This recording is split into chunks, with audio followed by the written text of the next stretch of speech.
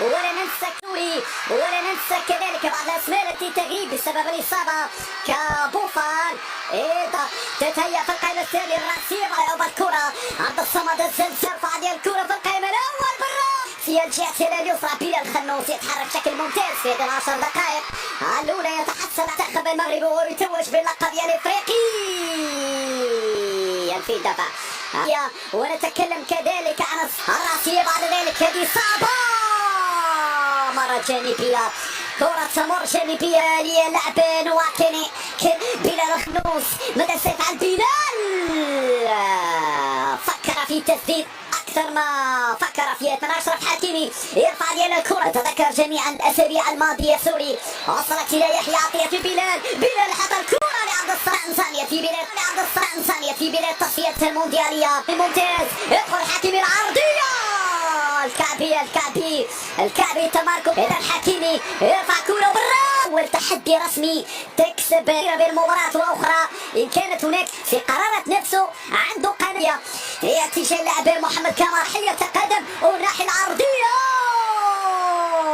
في المنتخب المغربي. هذه العلاقة الوطيدة بين الجمهور الأمامية.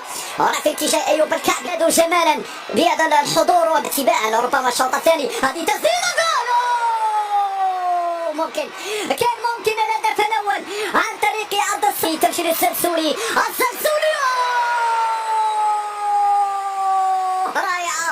رائعة ديال تسديدته مساندته ودعمه للكرة الإفريقية وكان يخدم المنتخب المغربي. تلعب هذه زالت فيها ممكن هدف لكن الحكم يتدخل ويشير إلى وجود خطأ.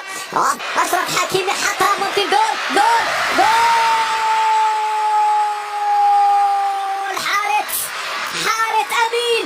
يؤمن الهدف الأول بعد مجهود فردي رائع.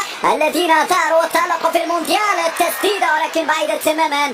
تخرج إلى السلسولي مات من عبد الصمد. السلسولي سدد كعاداته ولكن هذه بعيدة يا عبد الصمد. هذا عبد الصمد السريعة العرضية والراسية وياسين والتسليم العرضية السيمية بينما كرة عرضية منتخب ليبيريا العرضية المغربي لبراس حتى ممتازة. محاولة المرور وركلة جزاء بعينه على الشباك في لقطة يتقدم فيها الكعبي. جول الثاني ويثاني على طريقة الكبار على ترمية يتقدم أشرف التمرير عرضي. لاعب بدنيا قوي لاعب رومي عنده 38 37. مرة أخرى شكرا للابو أطاني هو المدرب الجديد لمنتخب السيدات. هذا الرجل الذي قاد منتخب إسبانيا للتتويج باللقب العالمي لقطر المشارك. نريد إنجازات. ستلعب مرة أخرى ولنسخة ناشئين. هنا مراوغة ممتازة عرضة إلى اللاعب يوسف بل أكثر من ذلك يضغط المبدع. التمريرة ممتازة من أمين عدلي. لحظة شكل ممتاز. هنا أشرف حكيمي حط رفع العرضية لكن هنا أقرب إليه حارس المرمى. لا زالت هنا والحكم يشير إلى رفعية بالفعل لأن الكرة تجاوزت.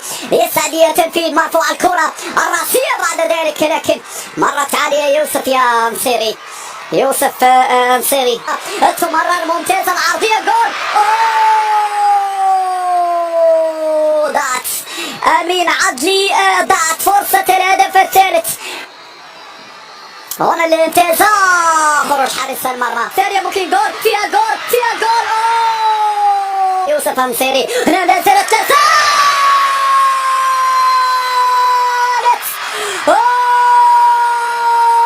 أمين عدلي نهاية